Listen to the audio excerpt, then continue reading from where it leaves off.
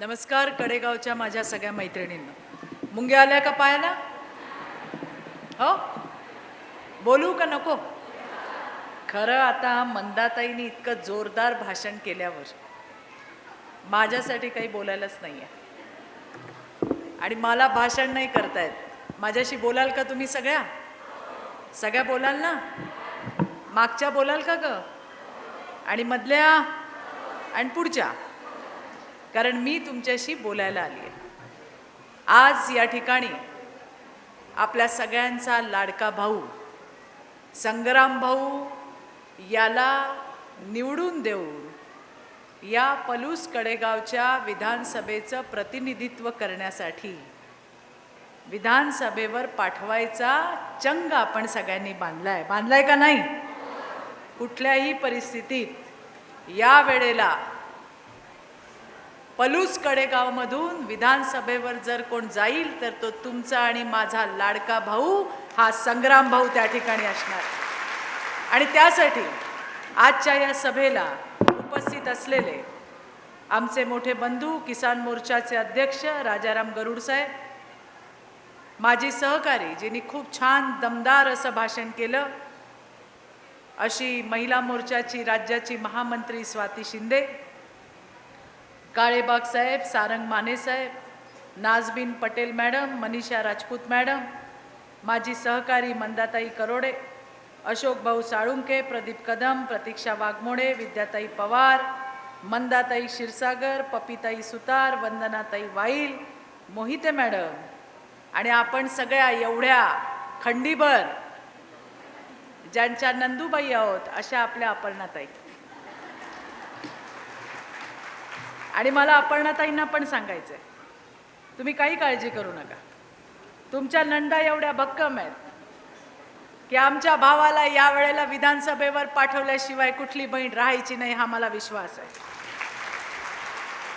मैत्रिणींनो, त्याला कारण आहे, माझ्या आधी आपल्या शिवसेनेचा भाऊ त्याने खूप चांगले विचार मांडले की त्या ठिकाणी मंत्रीपद मिळत असताना सुद्धा राजकारणामध्ये काय वाटतं, आमदार व्हावं, खासदार व्हावं, मंत्री व्हावं. कुणाला जर सांगितलं की तुम्हाला मंत्री करतो तर असा कोण माणूस तुम्हाला मिळेल का की नको नको मला मंत्रीपद नको? पण असं एक महान व्यक्तिमत्व अण्णांच्या माध्यमातून इथं होऊन गेलं, ज्यांनी सांगितलं मला मंत्रीपद देऊ नका, माझ्या दुष्काळी भागाला पाणी मिळालं पाहिजे, असं तुमची काळजी करणारा नेतृत्व अण्णासाहेब होते. आणि त्यांच्या पावलावर पाऊल टाकून आपला संग्राम भाऊ त्या ठिकाणी काम करतोय. लोकांसाठी, माझ्या लोकांसाठी काही झालं पाहिजे, केलं पाहिजे अशी एक मनामध्ये धारणा असणारा असा आपला संग्राम भाऊ आहे. या ठिकाणी आपण बघितलं 30-35 वर्ष, मला वाटतं 40-45 वर्ष असेल, फार मोठे प्रस्थापित या ठिकाणी आहे, ज्यांच्या गाडीच्या काचा सुद्धा कधी खाली होत नाही. आम्हाला असा लोकप्रतिनिधी पाहिजे की गरुड साहेब फोन केला तर बोल ग ताई तुझं काय काम आहे असं म्हणणारा आम्हाला आमचा आमदार पाहिजे. आणि तो जर कुठला आमदार असेल तर तो आपला संग्राम भाऊ आहे. मी तुम्हाला सांगते मैत्रिणींना, मी आत्ताच अपर्णाताईंना सांगितलं, तुमच्या जर या सगळ्या नंदांनी, कडेगावच्या सगळ्या नंदांनी ठरवलं ना की मी आणि माझ्यासोबत दोघी आम्ही मिळून कमळाला मतदान करणार तर कोणी आपल्या संग्राम भाऊला अडवू शकत नाही आणि निश्चितपणे त्या ठिकाणी त्याचा विजय झाल्याशिवाय राहत नाही. मला एक तुम्हाला सांगायचं आहे, कंटाळा आला की सांगा बरं का मला, हां, म्हणजे मी थांबते, कारण मला माहिती आहे तुम्ही 10 वाजेपासून आलेला आहात. मी तुम्हाला मगाशी सांगितलं की मी भाषण करायला नाही आले, मी तुमच्याशी बोलायला आले. आज आपण बघतो की 40-45 वर्ष या ठिकाणी काँग्रेसचा आमदार आहे. आज त्या ठिकाणी देश स्वतंत्र होऊन पण 70 वर्ष झाली. लोक आता म्हणतात अरे भाजपला मतदान देऊ नका, भाजपला मतदान देऊ नका. अरे तुम्ही कधी आमची काळजी केली? भाजपला का मतदान द्यायचं हे सांगायला मी तुमच्याकडे आज आली आहे. इथे कित्येक आपल्या आजी बसल्यात, आपल्या आईच्या वयाच्या बसल्यात. 70 वर्ष काँग्रेसचं सरकार होतं देशामध्ये. याच्यामध्ये किती मायमाऊलींनी दर 5 वर्षांनी जायचं, बोटाला शाई लावायची, मतदान करायचं. केलंय का नाही? आपल्या आईंनी केलंय, आपल्या आजींनी केलंय. आणि त्या मतदानावरती पंतप्रधान घडले, वेगळी सरकार आली, पण एवढे सगळे आले, आपला कोणी विचार केला का? केला का कोणी विचार? 50%. खरं तर तुम्हाला सांगते, आपल्या महिला वर्गावरती सगळ्यात जास्त उपकार जर कोणाचे असतील ना मैत्रिणींनो, तर ते आहेत महामानव डॉक्टर बाबासाहेब आंबेडकरांचे. कारण जर बाबासाहेब नसते तर हे गरुड साहेब काय आणि हे इथे सगळी बसलेली मंडळी यांनी आपल्याला काही विचारलं नसतं विचारलं. बरं, फक्त सांगितलं असतं की आज 50 लोक जेवायला येणार आहे, आज घरी भाकरी बनव, आज घरी हे बनव.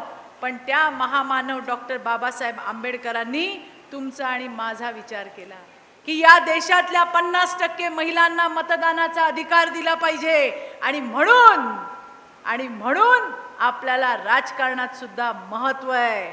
आपण हा विचार करायचा की 70 वर्ष आम्ही या नेत्यांना निवडून देतोय.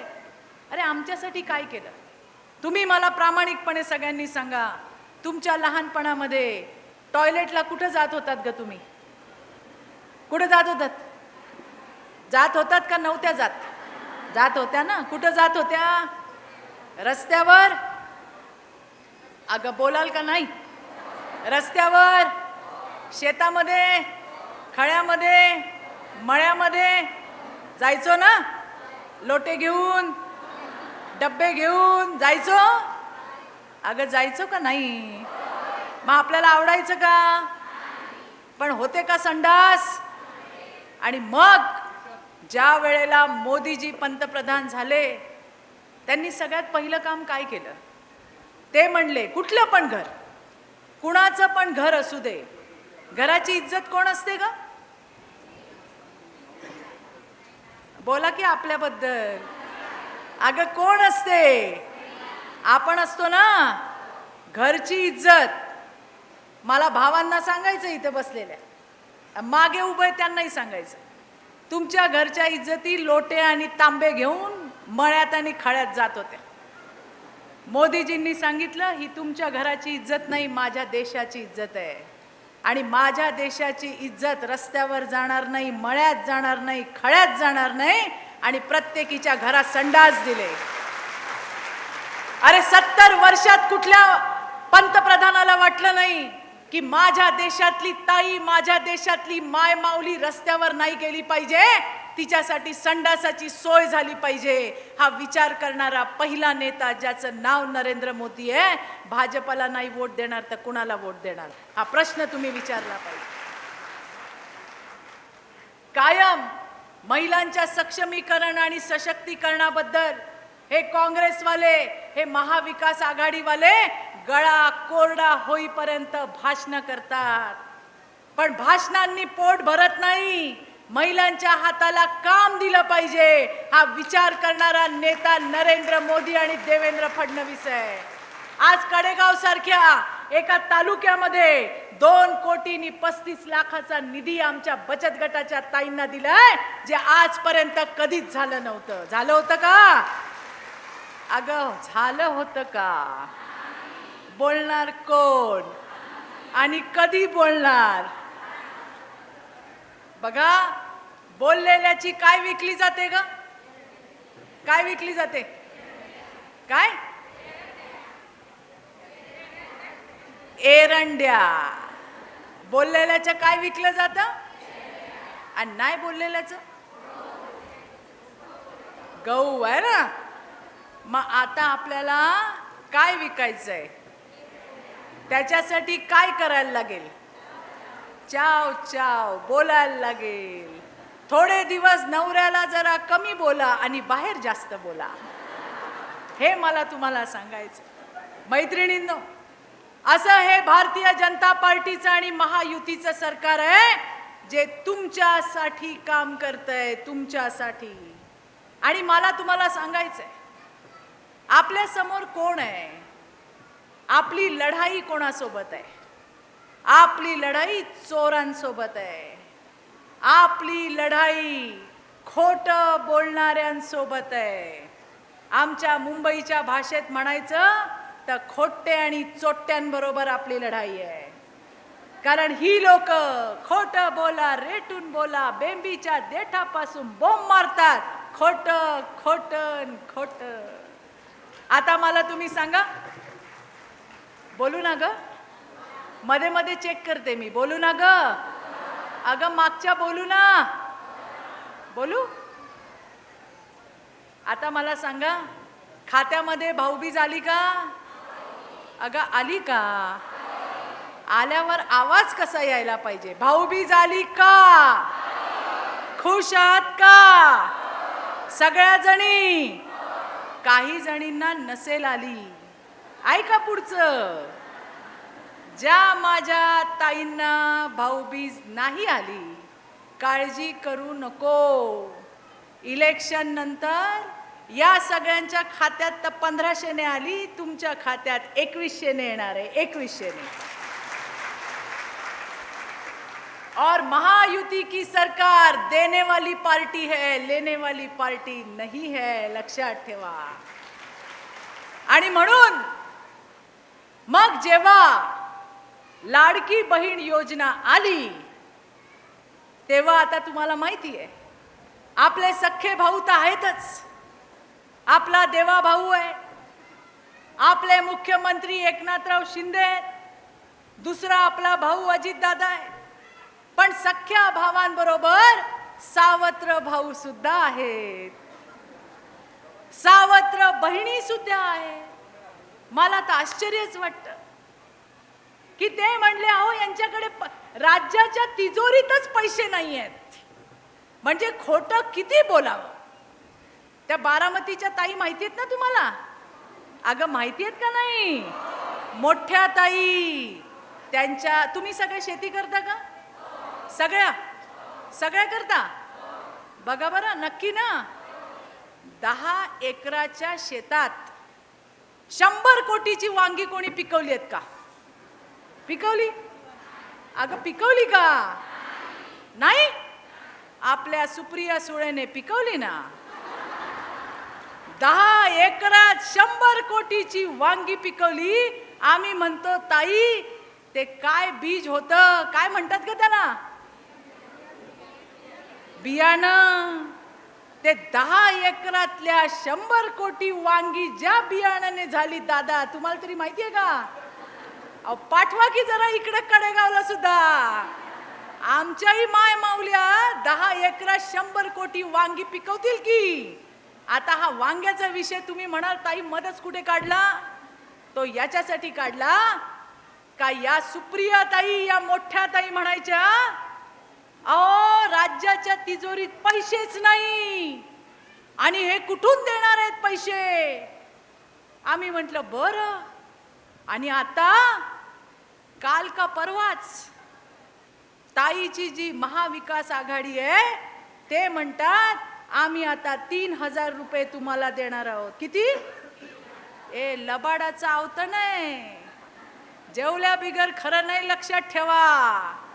आणि मग आता मला प्रश्न पडला पत्रकार बंधूंनो, की ज्या ताई म्हणायच्या राज्याची तिजोरी खाली आहे आणि मग आता हे 3000 कुठून देणार?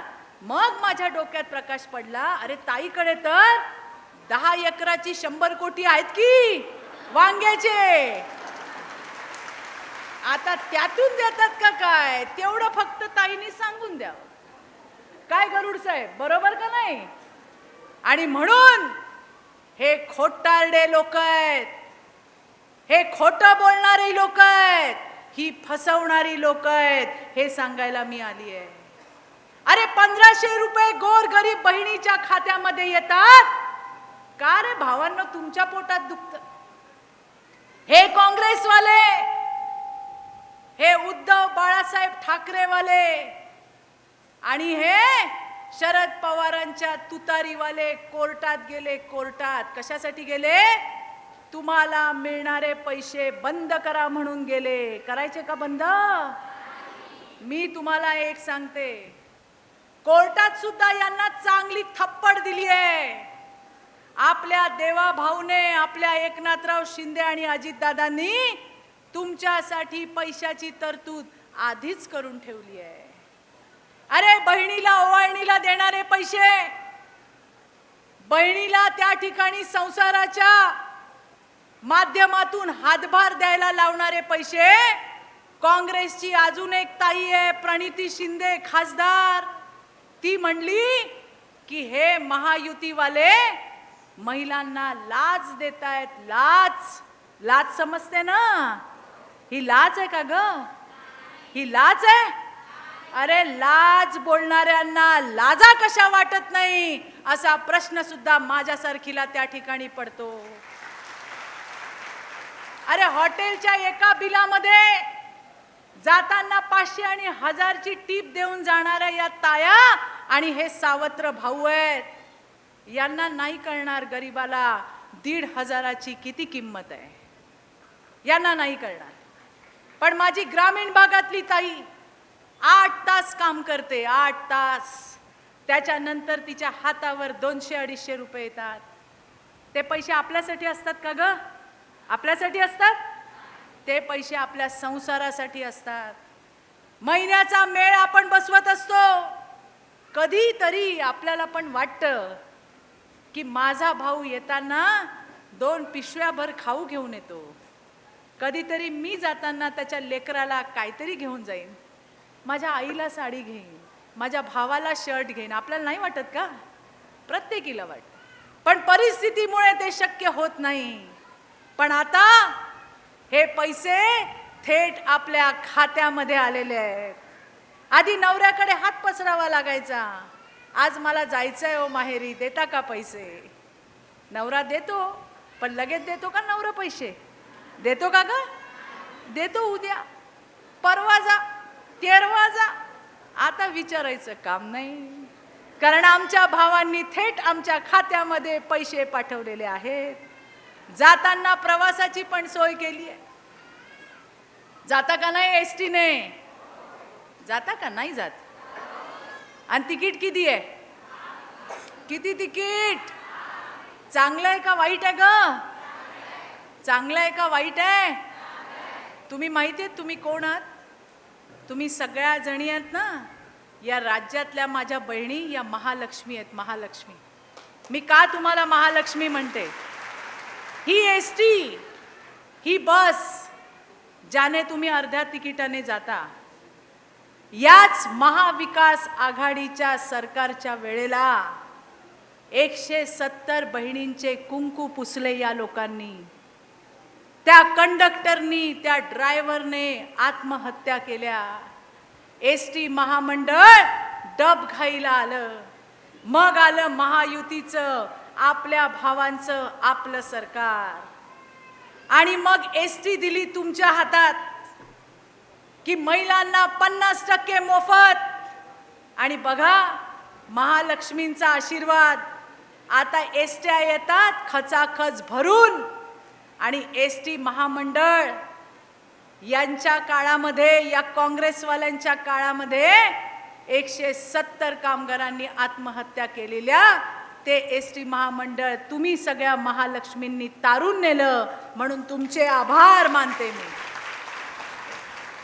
आता काहीही केलं, आपल्याकडे ते म्हणतात ना ग, काय म्हणतात? सवतीचं मीठ कसं असतं? कसं असतं ग? आळणी असतं ना. काही केलं का त्याच्यात नावं ठेवायची, काही केलं का त्याच्यात नावं ठेवायची. आता हे लोक म्हणतात काय झालं अर्ध तिकीट, काय केलं तुम्ही? अरे अर्ध तिकीट काय फक्त अर्ध तिकीट आहे का ग? आज कडेगावची बाई आपल्या घरातून निघून, कित्येक जणी तर पहिल्यांदाच एकटीने प्रवास केला असेल, कडेगावची बाई अर्ध तिकीट घेऊन सांगलीला जाते, साताऱ्याला जाते, पुण्याला जाते, ठाण्याला जाते, मुंबईला जाते. ती काय फक्त तिकीट घेऊन जाते?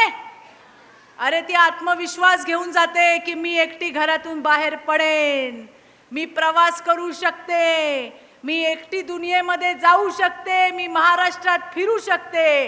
हा आत्मविश्वास द्यायचं काम सुद्धा महायुतीच्या सरकारने केलंय मैत्रिणींनो.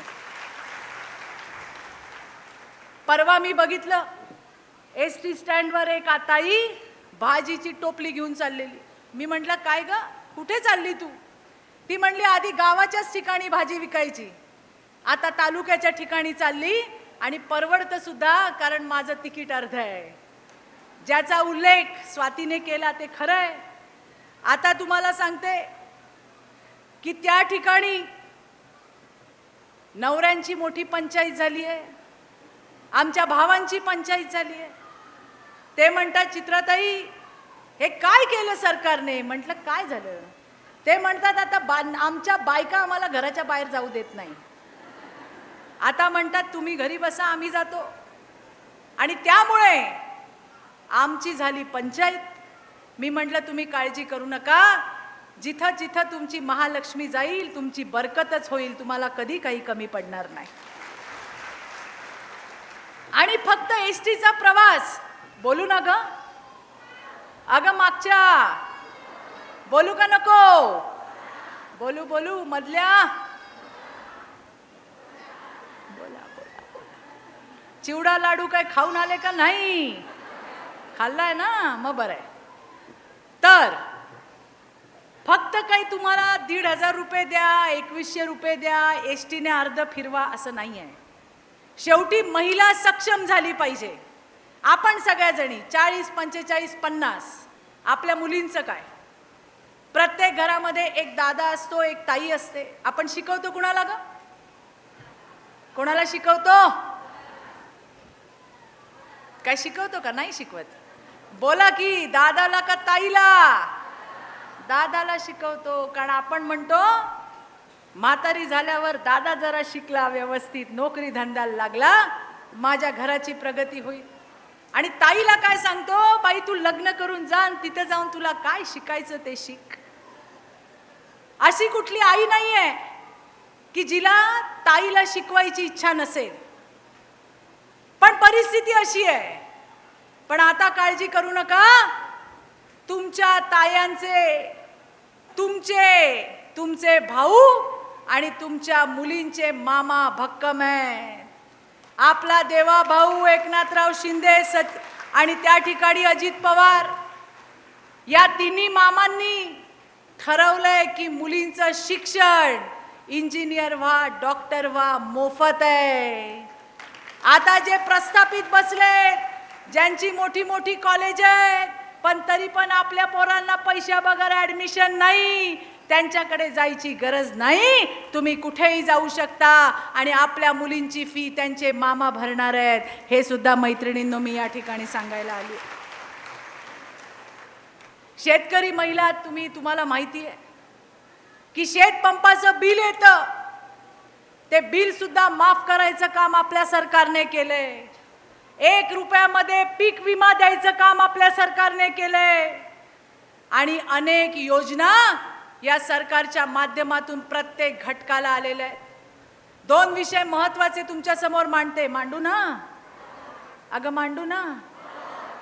या ठिकाणी काँग्रेसवाले आणखीन एक मुद्दा जोरात घेतात. तो मुद्दा असतो महिलांच्या सन्मानाचा. ते म्हणतात आम्ही महिला सन्मान करतो. तिथल्या ज्या नेत्या आहेत मग त्या उद्धव ठाकरेंच्या असू दे काँग्रेसवाल्या असू दे नाही तर तुतारीवाल्या असू दे त्या असं बोलतात की बस माझ्याशिवाय तुला कुणी कैवारी नाही मीच तुझी तारणहार आहे. अशा पद्धतीच्या बाता मारतात बाता. खरं काय आहे मला वाईट वाटतं की एखादी बाई जेव्हा राजकारणात येते तिला तिकीट दिलं जातं. तिच्या कर्तृत्वावर कधी बोललं जात नाही. पण तिला कसं घरी बसवता येईल याचा पूर्ण कार्यक्रम विरोधी पक्ष करत असतो. हे काँग्रेसवाले करतात उद्धव ठाकरेवाले करतात आणि त्या ठिकाणी तुतारीवाले करतात. महायुतीची आपली एक भगिनी जिचं नाव शायना एनसी आहे मुंबईतल्या मुंबादेवी विधानसभेमधून लढते. ती लढत असताना तुम्हाला प्रचार करायचा तर तुम्ही तिच्या कामाशी केला पाहिजे. तिला म्हणतात हा माल आहे. ही यांची भाषा आहे. माल समजता ना तुम्ही. आपल्याला जर कोण माल म्हणेल तर थोबाड फोडून त्याचा हाल करू का नाही. तो 20 तारखेला करायचा आहे लक्षात ठेवा. कारण हा माल फक्त तिला नाही या राज्यातल्या मातृशक्तीला म्हटलंय, दुसरी एक महायुतीची ताई सुवर्णा नाव आहे तिचं, विक्रोळी मतदारसंघामधून लढते. त्या ठिकाणी कोण आहे? सकाळी गटाराचं झाकण उघडल्यावर कसा भस्कन वास येतो, येतो का नाही? तो दिवसभर येत असतो. तसा राजकारणामधला सुद्धा गटाराचं तोंड, त्याचं नाव संजय राऊत आहे. सकाळ झाली का जी वास यायला सुरुवात होते. आणि त्याचा भाऊ तो म्हणतो, ही बकरी माझ्या गळ्यात बांधली आणि या बकरीला आम्ही 20 तारखेला कापू. ही यांची भाषा आहे. ही भाषा विसरू नका बरं तायांनो, ही भाषा विसरू नका. ही उर्मी आहे, ही गुर्मी आहे आणि ही गुर्मी 20 तारखेला ठेचून काढल्याशिवाय आपण राहायचं नाही, लक्षात ठेवा. आता हे तर सर्वसामान्य बायका आहेत. तुम्ही, मी, शायनाताई असेल, ती आपली सुवर्णाताई असेल. पण 4 महिन्यापूर्वी लोकसभेच्या निवडणुका झाल्या.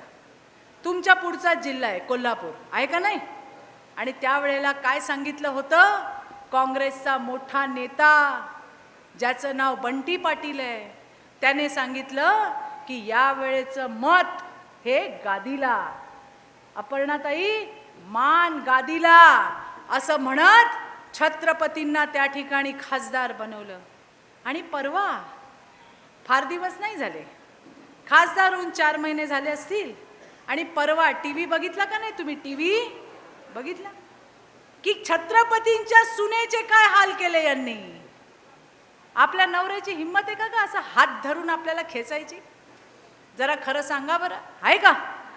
लोकांच्या समोर त्या बिचाऱ्या बापडीला तिच्या नवऱ्याने असं खेचून आणताना मी टीव्हीवर बघितलं. तुम्ही बघितलं? सासरा फरमान सोडतोय, यांच्या समोर सह्या करा. तिने बिचारीनी सह्या केल्या आणि तशीच ती बाहेर आली. तिच्या डोळ्यामधली अगतिकता आपण सगळ्यांनी बघितली. तिच्या जीवाला त्या ठिकाणी काय वाटलं असेल हे तिला आणि परमेश्वराला माहिती. पण आज छत्रपतीच्या सुनेला काँग्रेसचा नेता म्हणतो, दम नव्हता तर उभारलात का? ही भाषा छत्रपतीच्या सुनेला वापरण्यात आली. आणि मग ज्या पद्धतीने त्या माय माऊलीची अगतिकता संपूर्ण महाराष्ट्राने बघितली. राजकारण जाऊ द्या हो, राजकीय भूमिका जाऊ द्या, पक्ष जाऊ द्या, पण बाई म्हणून तिच्याकडे बघताना आपल्याला सुद्धा वेदना झाल्या. खरं म्हणजे हे बंटी पाटील जे कोल्हापूरचे नेते आहेत काँग्रेसचे, त्यांची घंटी कोणी वाजवली हे त्यांनी शोधून काढायला पाहिजे होतं का नाही? पण त्यांनी ते न करता त्या माय माऊलीचा अपमान केला. हा अपमान विसरू नका मैत्रिणींनो, हे सांगायला मी या ठिकाणी आली आहे. मला असं नाही म्हणायचं की भारतीय जनता पार्टीमध्ये असा कोण नाही. आमच्याकडे पण काही वाचाळ लोक आहेत. त्याच्यातल्या एकाला बाळासाहेब थोरात काँग्रेसचे नेते, त्यांच्या मुलीचा अपमान भारतीय जनता पार्टीच्या एका नेत्याने केला. आपला देवा भाऊ, तुमचा माझा देवा भाऊ, या राज्याचा उपमुख्यमंत्री देवा भाऊ, या राज्याचा गृहमंत्री देवा भाऊ, ज्याच्यावरती तुमच्या माझ्या सुरक्षेची जबाबदारी आहे, त्यांनी तात्काळ, तो भाजपाचा नेता असला तरी कारवाई केली, गुन्हा दाखल केला, अटक झाली. हे आमचं सरकार आहे, हे महायुतीचं सरकार आहे. आणि म्हणून महिलांच्या मोठेपणाच्या सन्मानाच्या फक्त बाता होणार नाहीत, त्यांच्या हाताला काम होईल आणि त्या सक्षम होतील याचा पूर्ण प्रयत्न केला जाणार आहे. महिला बचत गटाच्या खूप साऱ्या माझ्या ताया इकडे आहेत. 40-45 वर्ष ज्यांना निवडून देत आलात त्यांना साधी बाजारपेठ तुम्हाला देता आली नाही हो, बाजारपेठ. आणि म्हणून या वेळेला कडेगाव आणि पलूसचा आपला लाडका भाऊ संग्राम भाऊ तुम्हाला तुमची हक्काची बाजारपेठ इकडेच तयार करून देणार आहे. आपल्या मुलांचं भविष्य, आपल्या परिवाराचं भविष्य तुमच्यापेक्षा जास्त कुणाला समजत नाही. मगाशी आपल्या मंदाताई बोलल्या की महिला खुळ्या आहेत. महिला खुळ्या नाहीत, महिला भल्या भल्याला खुळ्या करून सोडणार आहेत का नाही? नवरे सगळ्यांचे घरी नेतागिरी करतात ना ग? करतात का नाही? कोण नाही इथं ऐकायला? इथं मीच आहे. करतात का नाही करत? पण घरची मंत्री कोण आहे? कोण आहे? कोण आहे ग? नवरा आहे का तुम्ही आहे? आपणच आहे. त्यामुळे तुम्हाला माहिती आहे, आपल्याला परमेश्वराने एक्स्ट्रा पॉवर दिली आहे. एक्स्ट्रा. आपण किती गडबडीत असलो, किती घाईत असलो, आपल्याला जर कोणाचा चुकून हात लागला तर आपण काय म्हणतो? दादा सॉरी म्हणतो का नाही? आणि एखाद्याने आपल्याला खेटून हात लावला तर आहे का नाही? तिथंच त्याची सगळी काढून टाकतो कुंडली आपण. हे परमेश्वराने आपल्याला दिलंय. गरुड साहेब, मला सांगायचंय, तुम्हाला फक्त डोळ्याच्या समोरच दिसतंय, पण आम्हाला परमेश्वराने असं बनवलंय का याच्या पलीकडं पण काय चाललंय हे आम्हाला आधीच कळतंय. कळतं का नाही? शिवाय महिलांचं महत्त्व सांगते बरं तुम्हाला सगळ्यांना. भावांनो माझ्या, ऐकून घ्या. तुम्हाला बोललेलंच ऐकायला येतंय, आम्हाला तर चार भिंतीच्या पलीकडलं पण ऐकायला येतंय. येतंय का नाही ग? आणि महत्वाचं सांगू, एवढे जेवढे दिसतात ना पांढरे धोप कपडे घातलेले, पत्रकारांच्या सकट, नेत्यांसकट, स्टेजवरचे, स्टेजच्या समोरचे, अरे आमच्या वहिनींनी तुमचे शर्ट चोळून मोडून धुतले नाही तर तुम्हाला कोण राम राम सुद्धा करायचं नाही. आणि म्हणून महिलाची शक्ती ज्याला समजली तो सगळ्यात मोठा आहे का नाही? सगळ्यात महत्वाचं, आमच्या संसारासाठी काय चांगलं आणि काय वाईट हे आम्हाला फार चांगलं कळतं दादा. पुरुषांचं मला माहित नाही. राग नका मानू बरं का, म्हणजे इकडचे भावडे आपले तसे नाहीत, राग नका मानू. पण पुरुषांचं काही खरं नसतं, पण बाईचं खरं असतं. आम्हाला जर कोणी एवढीशी मदत केली ना तर आम्ही मागे वळून बघणारे असतो. हो ना ग? अगं तुमच्या वतीने बोलते. आणि म्हणून आम्हाला आमच्या संसाराची काळजी आहे. जो माझा भाऊ अधेमध्ये पिये नसताना तुमचा निरोप देतो, साहेब मीटिंगमध्ये आहेत, साहेब दिल्लीत आहेत, साहेब गल्लीत आहेत, हे आम्हाला नकोय. फोन लावला ट्रिंग ट्रिंग का बोल ग माझी ताई म्हणणारा आम्हाला हक्काचा भाऊ पाहिजे. मी संग्राम भाऊची कामं याच्यासाठी नाही सांगितली की माझ्या आधीच्या सगळ्या वक्त्यांनी ही कामं तुमच्या समोर मांडली आहेत. ती खरी आहेत, खरी आहेत, खरी आहेत, खरी आहेत. मग आता परत बोलत नाही. आणि म्हणून आपल्या या सोन्यासारख्या भावाला आपल्याला पाठवायचंय. कुठं? कुठं? अगं कुठं? आणि विधानसभा कुठं आहे? कुठं? विधानसभा आहे मुंबई.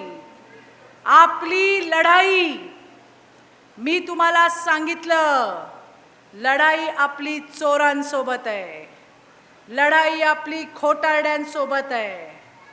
तुमच्यावरती दबाव येईल, पैसे देतील, साड्या देतील, चोळ्या देतील, घ्यायच्या.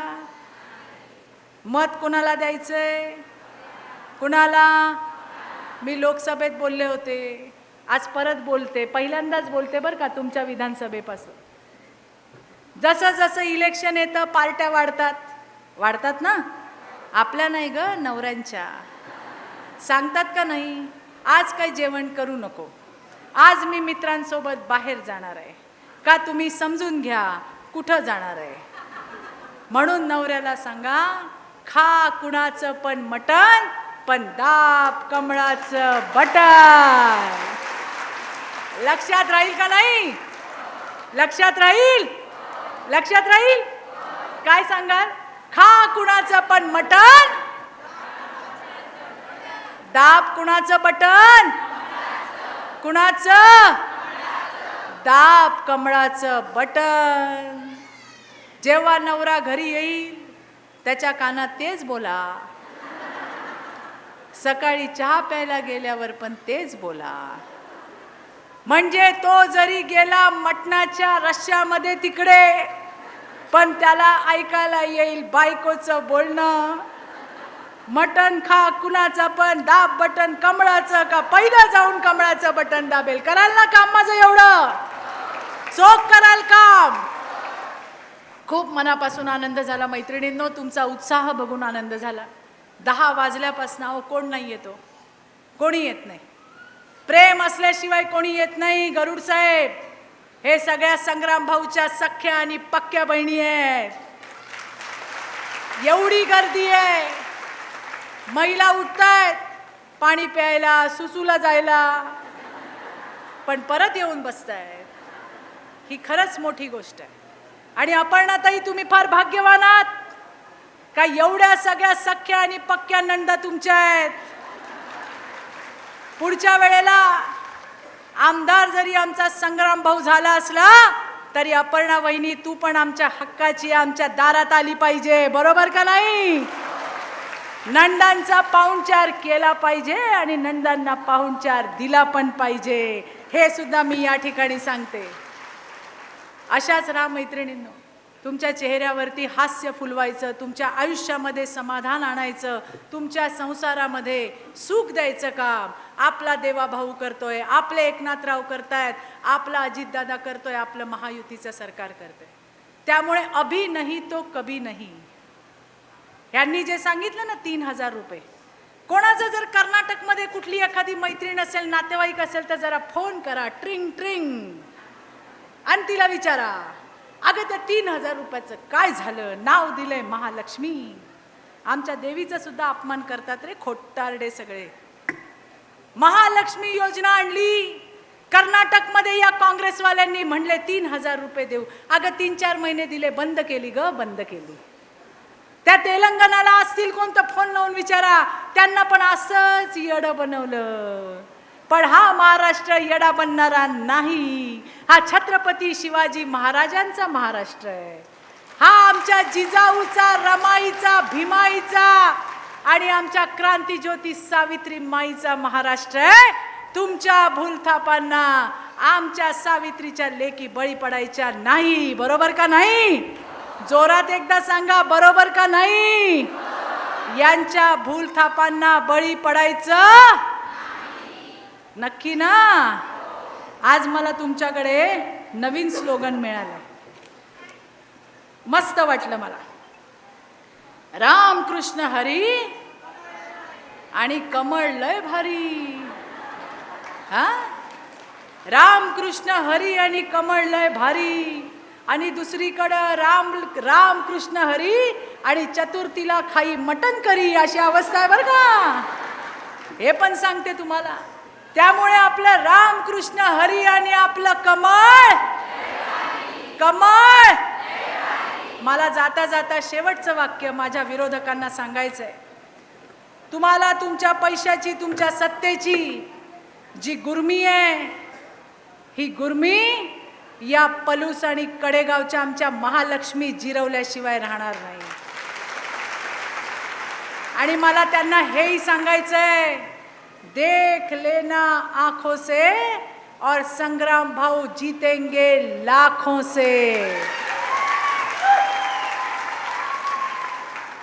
जेवढे चेकाळलेत सगळ्यांचे फोटो काढलेत. प्रचार करू नका, मग तुम्हाला मी सांगते. माय माऊल्यांनो, एवढं दान पदरात टाकाल ना? टाकाल का नाही? टाकाल का नाही? एकदा आपल्या या साध्या भावाला, संग्रामला, तुमच्या आमच्या घरातल्या आपल्या भावाला एकदा संधी द्या. एकदा संधी द्या संग्रामला. आणि मग तुम्ही बघा आपला संग्राम भाऊ आपल्यासाठी काय करतोय ते. एवढंच सांगते.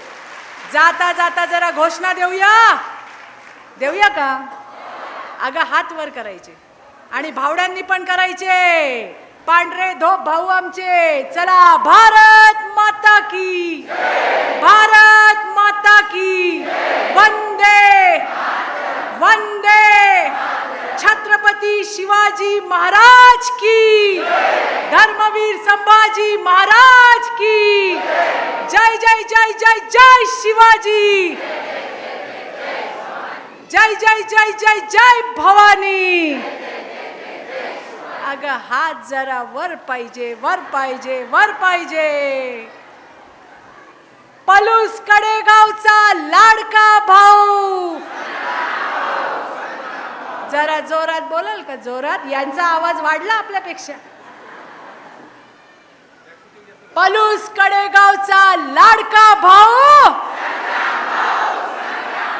संग्राम भाऊ तू मागे बडो. अगं साथ द्यायला हात नको वर करायला. संग्राम भाऊ तू मागे बडो. राम कृष्ण हरी, अरे राम कृष्ण हरी. आता जाताना शेवटचं सांगते, नवऱ्याला तर सांगायचंच आहे, पण त्याच्याच मागे लागू नका दिवसभर. आंघोळ करा. संग्राम भाऊ फक्त घोषणा देऊन येणार नाही, सकाळी लवकर उठून रामकृष्ण हरी कमळलय भारी म्हणा आणि पहिल्यांदा जाऊन कमळाचं बटन दाबा. आपल्या संग्राम भाऊला महाविजय मिळवून द्या. एवढंच सांगते. धन्यवाद. जय हिंद, जय महाराष्ट्र.